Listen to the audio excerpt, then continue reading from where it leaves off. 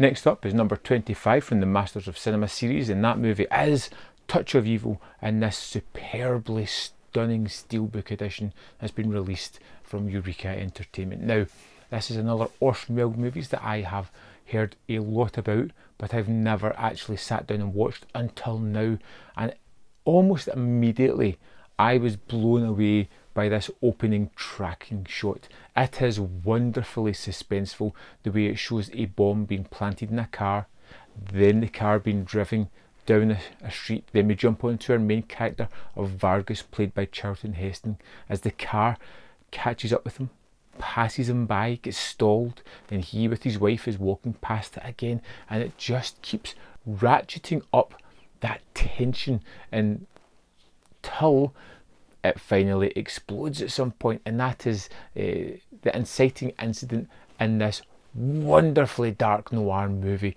We get this border town that's basically in between Mexico and America, and we have two various detectives. We get Vargas, who is a Mexican national who is married to an American woman, and he is a prominent detective in his own right.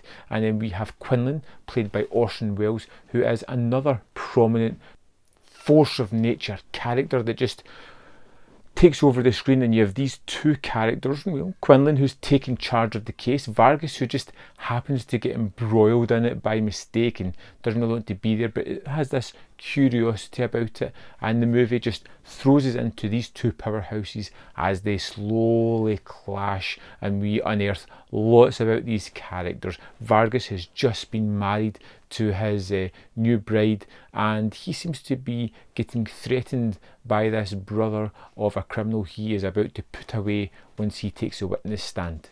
The first thing I noticed about this movie straight away was the appearance of Orson Welles. I've gone pretty much from The Lady from Shanghai to this, and it looks like two completely different people. He gets lost in the role of Quinlan, and it's just wonderful to see that performance. And this is a tale that has some really dark segments to it. You get the constant threat to Vargas's wife throughout this movie, as she ends up at a motel at one point with a bunch of gang members who are going to do something horrible to this person. There is this constant threat to this character throughout the movie, and it's a little bit unusual because the main character doesn't know about it, so there's no real tension on his behalf other than he's wanting to get back to his honeymoon and his wife as soon as he can. But we know there is that horrible threat there that just makes you clench your fists, squirm with unease as to what is about to happen to this character. As the movie goes on, you start to learn more about Vargas and how he's such a stand-up member of society, how he doesn't feel that the law should be enforced, but preventative measures should be taken. It's not a job to relish in, it's a job to do because it has to be done, but it's not one that should be revelled in doing. Where we have Quinlan, who takes pride in locking people away, getting the case closed as quickly as possible. And the crux in the story becomes when something is found in an assailant's apartment that's been planted.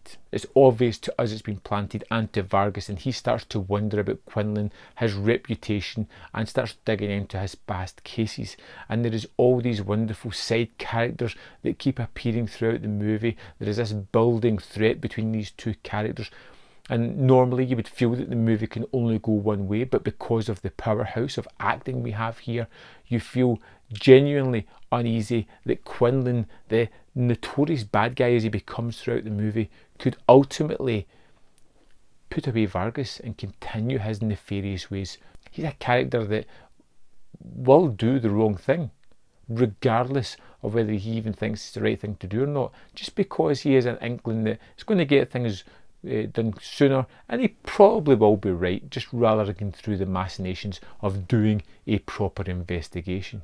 Touch of Evil was a wonderful noir movie that just grabbed me in from the start. It has a wonderful start, like I mentioned. It has this terrific finale with a Mike, a person going undercover, and Vargas's character tracking it through a riverbed, trying to listen to all the information that's going on.